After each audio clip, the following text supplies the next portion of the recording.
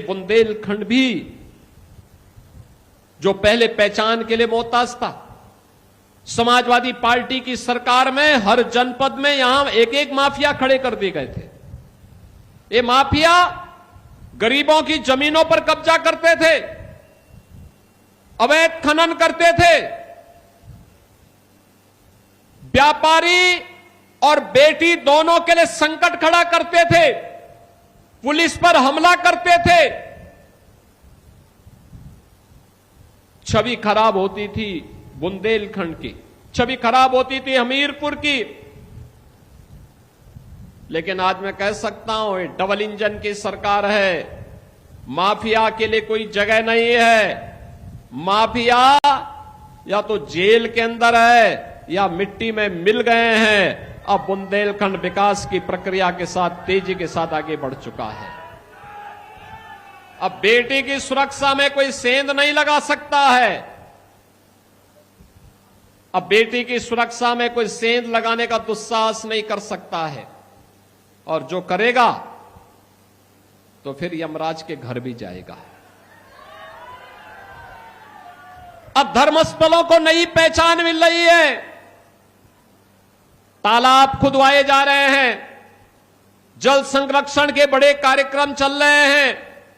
और मैं आप सबसे अपील करूंगा, हमीरपुर वासियों से भी, पूरे बुंदेलखंड वासियों से भी, बहनों और भाइयों, हर घर नल की योजना व्यापक परिवर्तन का कारण बनेंगे।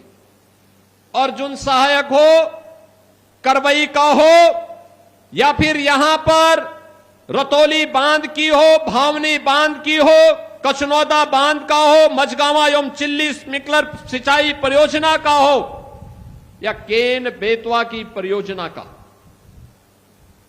बुंदेलखंड में आने वाले समय में सिंचाई के लिए भी और पेयजल के लिए जल का संकट नहीं होगा।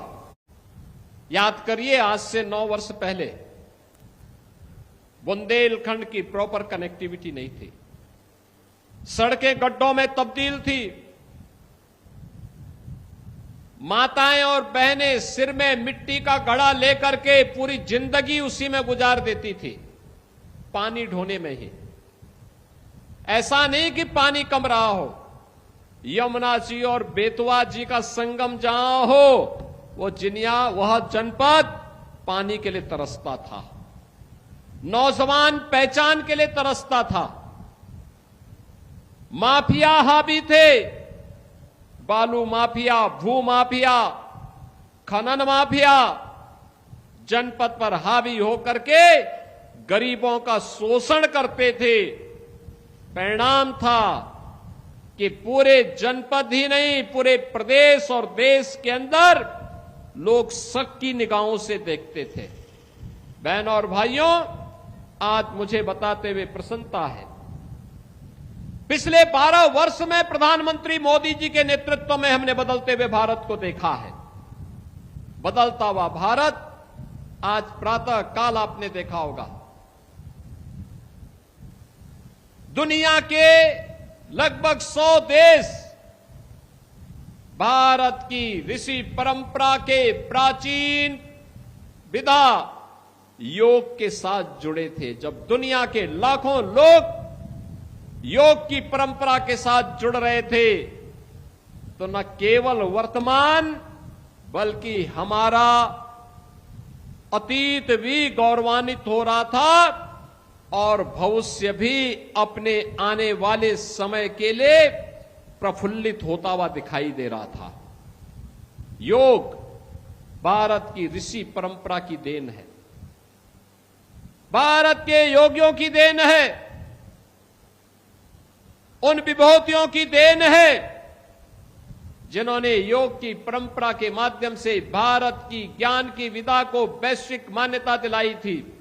आधुनिक काल में प्रधानमंत्री मोदी जी ने योग की इस विधा को वैश्विक मान्यता दिलाई, और आज हमने 12वें योग महोत्सव के साथ जुड़ करके अंतर्राष्ट्रीय स्तर पर एक बार फिर से भारत की पहचान को दुनिया के सामने प्रस्तुत किया है। कुंभ का आयोजन हजारों वर्षों से, मोदी जी ने कुंभ के आयोजन को भी मानवता के अमूर्त सांस्कृतिक धरोहर के रूप में मान्यता दी। बात भारत की परंपरा को अब दुनिया मान्यता दे रही है। अब पहचान का संकट नहीं है। ये पहचान का संकट इन्होंने पैदा किया था जो जातिवाद की राजनीति करते हैं। सत्ता में आते हैं तो अपने परिवार का पेट भरते हैं, उनको अपने परिवार के अलावा कुछ नहीं दिखता।